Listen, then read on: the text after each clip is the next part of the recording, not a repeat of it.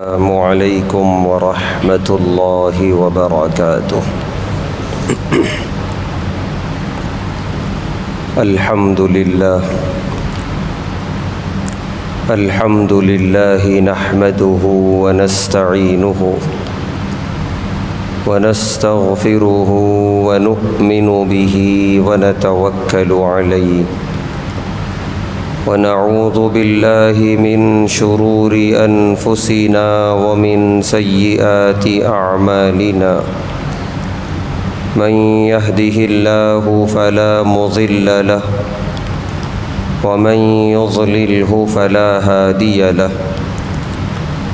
ونشهد ان لا الہ الا اللہ وحدہ لا شریک له ونشهد أن سيدنا ونبينا وحبيبنا ومولانا محمدا عبده ورسوله أما بعد قال الله تبارك وتعالى في القرآن الكريم أعوذ بالله من الشيطان الرجيم بسم الله الرحمن الرحيم ان المتقین فی ظلال وعیون وفواکہ مما یشتہون کلوا واشربوا ہنیئا بما کنتم تعملون انا کذالک نجزی المحسنین صدق اللہ العظیم۔ ہر طرح کی تعریف اور حمد و ثنا اللہ بزرگ و برتر کے لائق ہے، جس کا کوئی شریک نہیں، جس کا کوئی ساجھی اور ہمسر نہیں، جو ہمیشہ سے ہے اور ہمیشہ رہے گا۔ بے شمار درود و سلام نازل ہوں اللہ کے آخری پیغمبر جناب محمد الرسول اللہ صلی اللہ علیہ وسلم پر اور آپ کے تمام اصحاب اور اہل بیت پر۔ محترم حضرات، آج کا یہ دن جو اسلامی تاریخ میں عید الفطر کا دن کہلاتا ہے، یہ دن ماہ رمضان کے اختتام کے فوراً بعد اللہ تبارک و تعالی کی طرف سے میزبانی اور مہمان نوازی کا دن ہے۔ ماہ رمضان یعنی پورا ایک مہینہ مومنین نے اپنے آپ کو اللہ کے حکم کے تابع رکھا، اللہ کے فرمان کے تابع رکھا۔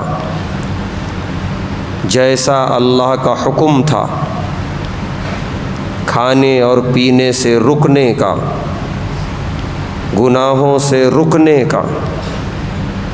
اپنے آپ کو اعمال صالحہ کی طرف لے جانے کا، نمازوں کی کثرت کا، زکوٰۃ اور صدقات کی تقسیم کا، اللہ کے غریب اور ضرورت مند بندوں سے غم گساری کرنے کا، یہ سارے احکامات مومنین اور مومنین نے ادا فرمائے، اور ایک جد و جہد کی، ایک مجاہدہ کیا مومنین اور مومنات نے اس ماہ مبارک میں، کہ بھوک کے تقاضے کے باوجود بھی اپنے آپ کو کھانے سے روکا، پیاس کے شدید تقاضے کے باوجود بھی اپنے آپ کو پانی پینے سے روکا، اپنی کمائی کا ایک بڑا حصہ 2.5% حصہ خوش دلی سے اللہ تبارک و تعالیٰ کی راہ میں نکالا۔ یہ سارے کام، یہ سارے مجاہدات صرف اس لیے کیے کہ یہ حکم تھا اللہ کا، یہ حکم تھا اللہ کے رسول صلی اللہ علیہ وسلم کا۔ ان تمام احکامات پر عمل آوری کے بعد جب وہ مدت مکمل ہوئی، وہ 1 ماہ مکمل ہوا، تو پھر اللہ تبارک و تعالیٰ کا حکم بدلا اور اعلان یہ آیا کہ اب جو تم کھانے پینے سے رکے ہوئے تھے، اب وہ حکم ختم ہو رہا ہے۔ اے اللہ کے مطیع و فرما بردار بندو، اب اللہ ہی کا حکم ہے کہ اللہ کے دیے ہوئے رزق میں سے عمدہ رزق کھاؤ پیو، اللہ کے دیے ہوئے لباس میں سے عمدہ لباس زیب تن کرو، اللہ کی دی ہوئی نعمتیں ہیں، خوشبو ہیں، ان تمام سے اپنے آپ کو مزین کرو، آراستہ کرو، اور یہ بھی اس لیے کرو کہ اللہ تعالیٰ کا حکم ہے۔ تو گزشتہ 1 مہینے کے حکم سے بالکل بدل کے اللہ نے دوسرا حکم دیا، کھانے کا، پینے کا اور کھلانے کا، پلانے کا۔ یہ اللہ تبارک و تعالیٰ کی طرف سے مہمان نوازی ہے، میزبانی ہے، اس طویل جد و جہد اور مجاہدے کا بدلہ ہے۔ لہٰذا آج کے دن مومنین اور مومنات خوشیاں مناتے ہیں، عمدہ لباس زیب تن کرتے ہیں، غسل کرتے ہیں، عمدہ خوشبو سے معطر ہوتے ہیں، اور اللہ کی کبریائی بیان کرتے ہوئے اللہ اکبر کی صدائیں لگاتے ہوئے اللہ کے گھر کی طرف، عید گاہوں کی طرف رواں دواں ہو جاتے ہیں۔ ایک ماحول مسلم معاشرے کا انتہائی صاف ستھرا نظر آتا ہے، چہرے انتہائی خوشنمائی والے منور نظر آتے ہیں، سارا مسلم معاشرہ خوشبوؤں سے معطر اور خوشبودار نظر آتا ہے۔ دیکھنے والا صاف طور پہ یہ کہہ سکتا ہے دیکھ کر کہ یہ معاشرہ کسی عظیم میزبان کی میزبانی میں ہے، کسی عظیم مہمان نوازی کا مہمان بنا ہوا ہے۔ جی ہاں، آج کا میزبان پروردگار عالم ہے، آج ہم مہمان ہیں ایک عظیم پروردگار کے، اس کائنات کے بنانے والے خالق و مالک رب العالمین کے، جس کی وجہ سے آج سارا مسلم معاشرہ انتہائی سنجیدہ اور انتہائی معطر اور انتہائی مہذب نظر آتا ہے۔ کیا خوب ہے اسلام کی یہ عید کہ جس میں انسان اور انسانیت میں آ جاتا ہے۔ ہم دیکھیں ان مذاہب والوں کے تہوار اور عیدیں جو مذہب انسانوں نے خود بنا لیے، کہ ان کے پاس تہوار اور خوشی کا مطلب یہ ہے کہ اپنے آپ ہی کو بھول جانا، انسانیت کے دائرے سے نیچے اتر جانا، حیوانیت کے حدود میں داخل ہو جانا، اور کچھ ایسی حرکتیں کرنا کہ چہروں کا بگڑ جانا، لباس کا انتہائی داغدار ہو جانا، نشے میں بدمست ہو جانا، اور ہر طرح کے گناہ کو اپنے لیے جائز سمجھ لینا، یہ ایک تصور ہے ان مذاہب کے اندر خوشیاں منانے کا جو مذاہب انسانوں کے اپنے بنائے ہوئے ہیں۔ لیکن یہ مذہب آسمانی مذہب ہے، اللہ کی طرف سے نازل کیا ہوا مذہب ہے، کہ جس میں خوشی کا مطلب یہ ہے کہ تم اور انسان نظر آؤ، خوشی کا مطلب یہ ہے کہ تمہارا لباس اور دنوں کے لباس سے زیادہ عمدہ ہو، صاف ستھرا ہو، بے داغ ہو۔ خوشی کا مطلب یہ ہے کہ تمہارا جسم خوشبو سے معطر ہو، مسواک سے تمہارا منہ صاف ستھرا ہو۔ خوشی کا مطلب یہ ہے کہ تم اتنی اوقات میں رہو کہ اپنے آپ کو بھی یاد رکھو، اپنے رب کو بھی یاد رکھو، اور اتنا رب کو یاد رکھو کہ رب کی کبریائی بیان کرتے ہوئے اللہ کے گھر کی طرف جاؤ، اللہ اکبر کی صدائیں لگاتے ہوئے۔ یہ اسلامی مذہب کی خوبصورتی ہے، یہ اسلامی مذہب کی پاکی، صفائی اور نظافت ہے۔ الحمدللہ کہ آج سارا مسلم معاشرہ اسلام کے مہذب ہونے کا، مزین ہونے کی ترجمانی کر رہا ہے۔ آقائے دو جہاں صلی اللہ علیہ وسلم کا ارشاد مبارک ہے، عید الفطر کے دن مومنین جب اپنے گھروں سے نکلتے ہیں عید کی نماز کے لیے، اللہ کے حکم سے اللہ کے رحمت کے فرشتے نازل ہوتے ہیں زمین پر، اور مومنین جب گزرتے ہیں عید کی نماز کے لیے، فرشتے ان سے مصافحہ کرتے ہیں، اللہ کے رحمت کے فرشتے انہیں مبارکبادیاں دیتے ہیں، انہیں خوشخبریاں سناتے ہیں مغفرت کی۔ اور جب فرشتے نماز عید کے لیے جمع ہوتے ہیں اور نماز عید ادا کی جاتی ہے، اللہ عرش پہ اپنے فرشتوں سے مخاطب ہوتے ہیں کہ بتاؤ فرشتوں، اس مزدور کو کیا مزدوری دی جائے جس نے اپنا کام پورا کر دیا؟ فرشتے جواب دیتے ہیں کہ اے اللہ رب العزت، اس کی مزدوری یہ ہے کہ اس کی مغفرت کر دی جائے، اس کے گناہ معاف کر دیے جائیں، وہ جس ثواب کا مستحق ہے وہ ثواب اسے عطا کر دیا جائے۔ اللہ تبارک و تعالی فرشتوں کو گواہ بنا کر کہتے ہیں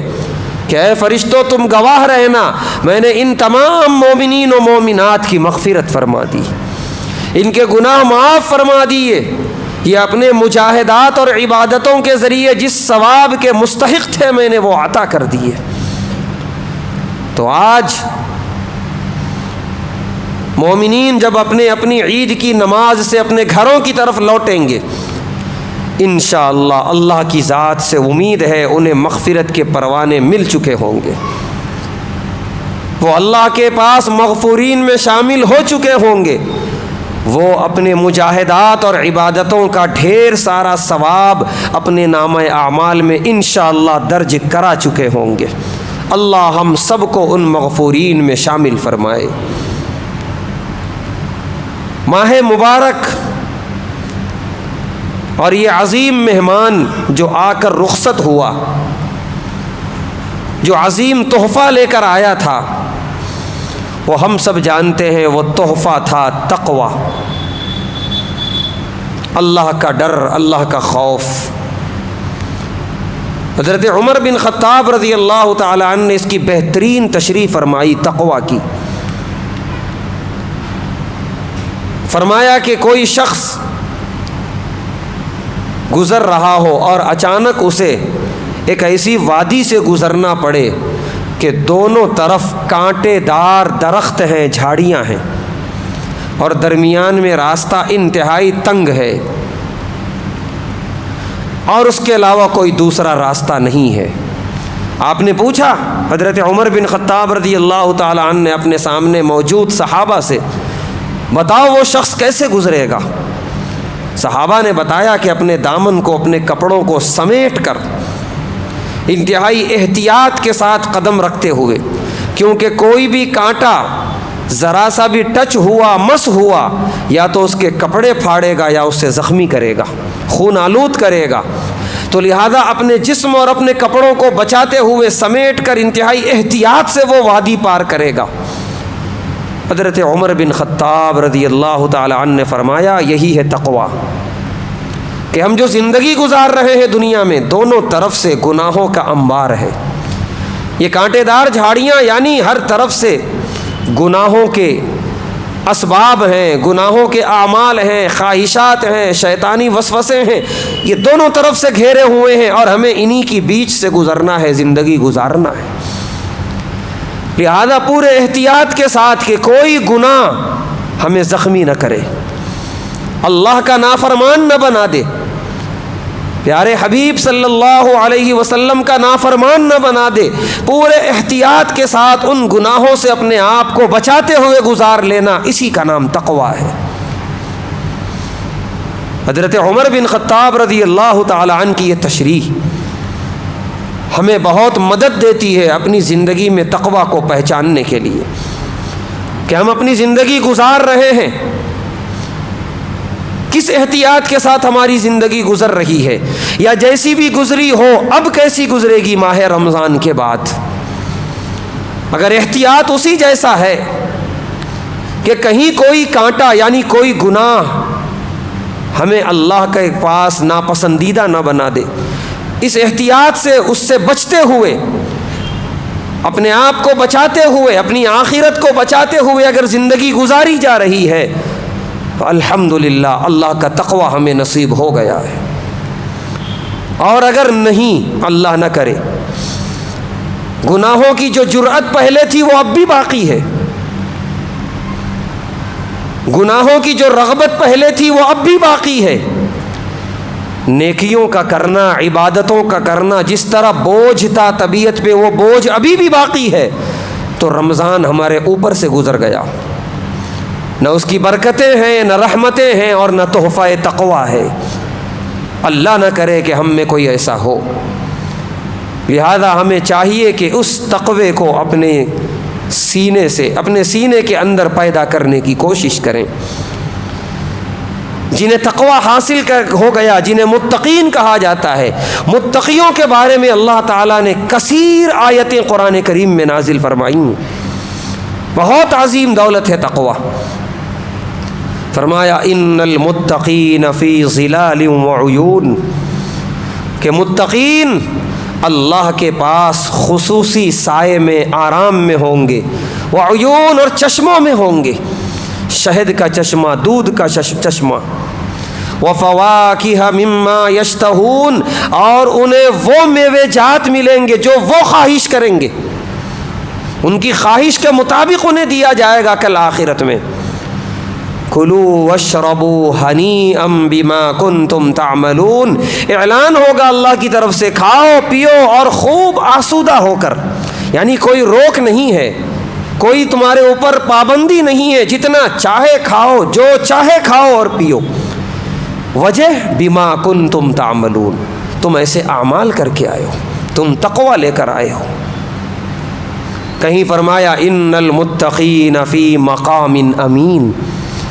جو متقین ہوں گے وہ بڑی عزت کے مقام پہ ہوں گے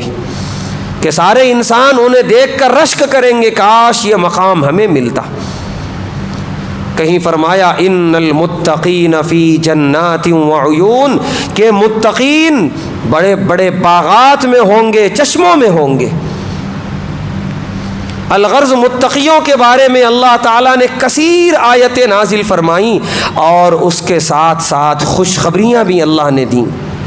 فرمایا وَمَن يَتَّقِ اللَّهَ يَجْعَل لَّهُ مَخْرَجًا، کہ اللہ جسے تقوی کی دولت دے دیتے ہیں اسے ایک انعام یہ ملتا ہے، اس دنیا کے مصائب سے، پریشانیوں سے نکلنے کے راستے اللہ فراہم کر دیتے ہیں۔ دنیا میں مصیبتیں تو آئیں گی، انبیاء کو مصیبتیں آئیں، آزمائشیں آئیں تو عام انسان کو تو بہرحال آئیں گی، لیکن متقی ہونے کا فائدہ یہ ہوگا کہ مصیبت کب آئی اور کب نکل گئی اس کا احساس بھی نہیں ہوگا، یہ تقوی کا فائدہ۔ دوسرا فائدہ اللہ فرما رہے ہیں وَيَرْزُقْهُ مِنْ حَيْثُ لَا يَحْتَسِبُ، اللہ متقین کو وہاں سے رزق دیتے ہیں جہاں سے وہ گمان بھی نہیں کرتے۔ وَيَرْزُقْهُ مِنْ حَيْثُ لَا يَحْتَسِبُ، بہت بڑا تحفہ اور انعام اس دنیا کی زندگی میں اللہ تبارک و تعالیٰ کی طرف سے، کہ رزق کے دروازے اللہ کھولتے ہیں، اور وہاں سے کھولتے ہیں جہاں سے اس کی سوچ بھی نہیں تھی، گمان بھی نہیں تھا۔ ایک اور فائدہ اللہ بیان کر رہے ہیں وَمَن يَتَّقِ اللَّهَ يَجْعَل لَّهُ مِنْ أَمْرِهِ يُسْرًا، کہ اللہ جسے تقوی کی دولت دے دیتے ہیں اس کے تمام زندگی کے معاملات میں یسر اور آسانی پیدا کر دیتے ہیں۔ کتنا بڑا بھی مرحلہ پیش آ جائے زندگی میں اس کے لیے وہ بڑا نہیں ہوتا، اللہ کے غیبی انتظامات ایسے ہوتے ہیں کہ بہت آسانی سے وہ مرحلہ گزر جاتا ہے۔ آگے اسی رکوع میں اللہ تعالیٰ نے فائدہ بیان کیا تقوی کا، وَمَن يَتَّقِ اللَّهَ يُكَفِّرْ عَنْهُ سَيِّئَاتِهِ، کہ جسے تقوی کی دولت مل گئی، تقوی کی برکت سے اس کے گناہ آہستہ آہستہ معاف ہوتے ہیں۔ یکفر عنہ سیئاتی، اللہ اس کے تقوی کو کفارہ بناتے ہیں اس کے گناہوں کا۔ آگے ایک اور فائدہ وَيُعْظِمْ لَهُ أَجْرًا، کوئی بھی نیک عمل کرے وہ بندہ، وہ متقی، اللہ اسے اجر عظیم دیتے ہیں۔ یعنی ایک عام بندہ اگر وہ نیک کام کیا تو اسے عام ثواب ملے گا، لیکن ایک متقی نے وہی کام کیا تو اس کا ثواب عام مومن کے ثواب سے بڑا ہوا ہوگا، عظیم ہوگا۔ یہ اللہ کی طرف سے خصوصی پیشکش متقیوں کے لیے عطا کی گئی۔ یہ سارے فوائد اللہ تعالیٰ نے سورہ طلاق کے پہلے رکوع میں بیان فرمائے، یہ ان لوگوں کو ہیں جنہیں تقوی کی دولت نصیب ہو گئی۔ تو تقوی ایک عظیم تحفہ ہے اللہ تبارک و تعالیٰ کی طرف سے، جو تحفہ ماہ مبارک دینے آیا تھا۔ اللہ سے دعا ہے کہ اللہ یہ تحفہ ہم تمام کو میسر ہو، عطا ہو۔ عید الفطر کے پیغامات میں سے ایک پیغام غم گساری کا ہے، سب کو لے کر عید منانے کا ہے، سب کو سینے سے لگا کر عید کی مبارکبادی دینے کا ہے۔ اسی لیے آقا دو جہاں صلی اللہ علیہ وسلم نے صدقۃ الفطر مشروع فرمایا کہ کہیں ایسا نہ ہو کہ کوئی گھر اپنی غربت کی وجہ سے اس خوشی میں شریک نہ ہو سکے، ایسا ہرگز نہ ہو۔ آپ نے فرمایا کہ وہ تمام لوگ جو ضرورت مند ہیں، غربا ہیں، صدقۃ الفطر کی شکل میں انہیں اتنا عطا کر دو کہ ان کا بھی چولہا جلے اس دن، ان کے بھی بچے اچھا لباس پہنے ہوئے ہوں، ان کے بھی برتنوں میں اچھا اور عمدہ غذا پکی ہوئی ہو، وہ بھی خوشی میں شریک رہیں، وہ بھی تمہارے ساتھ شریک رہیں، کوئی گھر محروم نہ ہو، کسی بھی والدین کا بچہ کسی بھی خوشی سے محروم اپنے آپ کو تصور نہ کرے۔ آپ نے اسی مقصد سے صدقۃ الفطر مشروع فرمایا، اور آپ نے عملی طور پہ بھی یہ کر دکھایا۔ وہ واقعہ بڑا مشہور جو ہم سب جانتے ہیں کہ آپ اپنے حجرہ مبارکہ سے نکلے، عید الفطر کی ادائیگی کے لیے عیدگاہ کی طرف رواں دواں ہوئے صحابہ کے ساتھ، اور عید کا دن بچوں کی خوشیوں کا دن ہوتا ہے، کھلے ہوئے چہرے ہیں، ان کی آوازیں ہیں، یہی اصل خوشی ہے عید کی۔ سارے مدینے کی گلیوں میں بچے خوشی سے جھوم رہے ہیں، کھیل رہے ہیں، دوڑ رہے ہیں۔ آقا دو جہاں صلی اللہ علیہ وسلم نے ان تمام بچوں کے درمیان ایک بچے کو دیکھا جو کونے میں خاموش طریقے سے بیٹھا ہے۔ آپ نے خاص طور سے اس بچے کو بلایا، اور آپ نے اس بچے کو بلا کر پوچھا کہ کیا وجہ ہے کہ تم ان بچوں کے ساتھ خوشیوں میں شریک نہیں ہو؟ اس بچے نے اللہ کے رسول صلی اللہ علیہ وسلم سے جو جملہ فرمایا کہ اے اللہ کے رسول صلی اللہ علیہ وسلم، اس دنیا میں میرے ماں باپ نہیں ہیں جو مجھے نہلاتے، مجھے اچھا پہناتے، اور میں بھی آج ان بچوں کے ساتھ خوشی میں شریک ہوتا، تو لہذا جس کی وجہ سے آج میں پرانے کپڑوں میں ہوں اور اپنے آپ کو افسردہ سمجھ رہا ہوں۔ پیارے نبی صلی اللہ علیہ وسلم جو فطرتاً رحمت للعالمین تھے، ہم اندازہ لگا سکتے ہیں کہ آپ کا قلب مبارک پگھل گیا ہوگا یہ جملہ سن کر، اور آپ نے جواب میں جو جملہ عرض کیا اس بچے کی قسمت جگا دی۔ آپ نے فرمایا کہ اے بچے، کیا تم اس پہ راضی نہیں کہ میں تمہارا والد اور عائشہ تمہاری ماں بن جائیں؟ اللہ اکبر کبیرہ، اس سے کم پہ راضی نہیں ہوئے آپ؟ دلاسا دینے والے بہت آئے دنیا کے اندر، یتیموں کے سر پہ ہاتھ رکھنے والے بہت آئے، لیکن کیا کوئی اپنے بیٹے کا مقام دیا کسی یتیم کو؟ لیکن پیارے نبی صلی اللہ علیہ وسلم نے فرمایا کیا تم اس پر راضی نہیں کہ میں تمہارا والد اور عائشہ تمہاری ماں ہو جائے؟ لکھا ہے کتابوں کے اندر کہ قابل رشک بن گیا وہ بچہ تمام بچوں کے لیے اور وہاں موجود صحابہ کے لیے کہ کتنا بڑا مقام اس کا، اور وہ پہلا موقع تھا کہ پیارے نبی صلی اللہ علیہ وسلم واپس لوٹے ہیں عیدگاہ کے راستے سے، گھر آئے ہیں۔ ایک روایت میں ہے کہ آپ فاطمۃ الزہرا رضی اللہ تعالی عنہا کے گھر گئے، ایک روایت میں ہے کہ ام المومنین حضرت عائشہ رضی اللہ تعالی عنہا کے گھر گئے۔ آپ نے جا کر کہا کہ اس بچے کو نہلاؤ اور پہناؤ اسی طرح جس طرح حسن حسین کو پہنایا گیا ہے، اور جب وہ بچہ تیار ہوا آپ اسی طرح لے کر گئے جس طرح آپ حسن حسین رضی اللہ عنہما کو لے کر جاتے تھے، اور آپ عیدگاہ پہنچے ہیں اور عید کی نماز پڑھائی ہے۔ یہ واقعہ بتاتا ہے پیارے نبی صلی اللہ علیہ وسلم نے عید کی خوشیاں منانے کا مطلب کیا بیان کیا۔ کہ صرف ہم خوش ہو جائیں، ہم خوشیاں منا لیں اور ہم ہی صرف کھا لیں پی لیں، اور ہمارے قریب میں، ہمارے اقارب میں یا ہمارے پڑوس میں کوئی بیچارہ ان نعمتوں سے محروم چل رہا ہو اور ہمیں اس کی فکر نہ ہو۔ یہ عید ہم نے نہیں منائی، یہ ہم نے کوئی ذاتی گھر کی خوشی منائی ہوگی۔ عید کا مطلب یہ ہے کہ سب کو ساتھ لے کر چلا جائے۔ اور بالخصوص نوجوانوں سے ایک گزارش ہے کہ ہم ایسے ماحول میں اس عید کا استقبال کر رہے ہیں کہ امت کا ایک ٹکڑا شدید زخمی ہے، غزہ والے شدید زخمی ہیں۔ ہم نے دیکھا کہ وہ کیسے انہوں نے ملبوں پہ عید کی نماز ادا کی ہے۔ لہذا عید اللہ کی طرف سے تحفہ ہے، اسے قبول کرنا ہے، لیکن اپنی اوقات میں رہنا ہے۔ کہیں ایسا نہ ہو کہ ہم خوشی میں اتنے بدمست ہو جائیں کہ ہمارے دلوں سے احساس ہی نکل جائے کہ ہمارے جسم کا ایک ٹکڑا زخمی ہے۔ پیارے نبی صلی اللہ علیہ وسلم نے فرمایا کہ پوری امت کی مثال ایک جسم کی طرح ہے، جسم کے کسی بھی حصے کو تکلیف ہو سارا جسم نڈھال ہو جاتا ہے، آنکھیں آنسو بہاتی ہیں۔ لہذا ہمارے جسم کا ایک حصہ شدید زخمی ہے، اسے ہمیں بھولنا نہیں چاہیے، اور ہم اپنی اوقات میں رہ کر عید منائیں، بدمست نہ ہو جائیں، گانے بجانے میں نہ شریک ہو جائیں، اس طرح کی واہیات حرکتوں میں ہرگز نہ ہونے ان میں نہ شامل ہونے پائیں، اور اللہ کے فرمان کے مطابق، پیارے حبیب علیہ الصلاۃ والسلام کے فرامین کے مطابق اس عید کو گزارنے کی کوشش کریں، اور ان غزہ والوں کو اپنی دعاؤں میں ہمیشہ یاد رکھیں، اور اللہ تبارک و تعالیٰ سے دعا کریں کہ یہ عید تمام اہل غزہ اور تمام عالم اسلام کے لیے امن اور سلامتی والی عید ہو جائے۔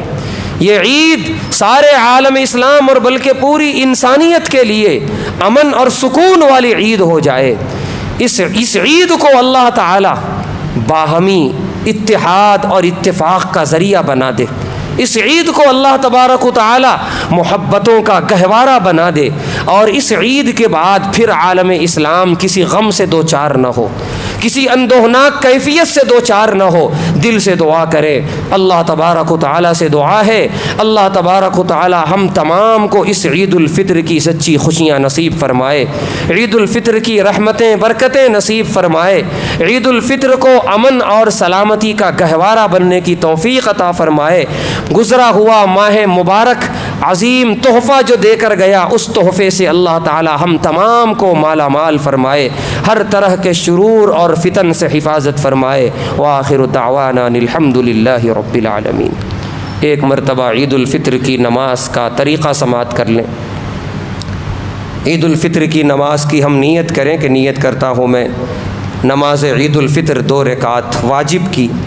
6 زائد واجب تکبیروں کے ساتھ، 6 زائد واجب تکبیروں کے ساتھ۔ اس کے بعد اللہ اکبر کہہ کے نیت باندھ لیں۔ اس کے بعد ثنا پڑھیں جیسے عام نمازوں میں پڑھتے ہیں۔ ثنا پڑھنے کے بعد 3 مرتبہ تکبیر کہی جائے گی، 3 میں سے 2 مرتبہ ہاتھ اٹھا کے چھوڑ دینا ہے، تیسری مرتبہ میں باندھ لینا ہے۔ پھر اس کے بعد سورہ فاتحہ اور ضم سورہ کی قرات ہوگی، پھر رکوع ہوگا، سجدہ ہوگا، سجدے سے اٹھیں گے دوسری رکعت کے لیے، پھر سورہ فاتحہ اور ضم سورہ کی قرات ہوگی۔ ضم سورہ کی قرات کے بعد رکوع میں جانے سے پہلے پھر 3 تکبیر کہی جائے گی، تینوں تکبیر میں ہاتھ اٹھا کے چھوڑ دینا ہے۔ چوتھی تکبیر کہی جائے گی رکوع کے لیے، چوتھی تکبیر میں ہم سب رکوع میں چلے جائیں، پھر اس کے بعد پوری نماز اور نمازوں ہی کی طرح مکمل کر لیں، صفیں سیدھی کر لیں۔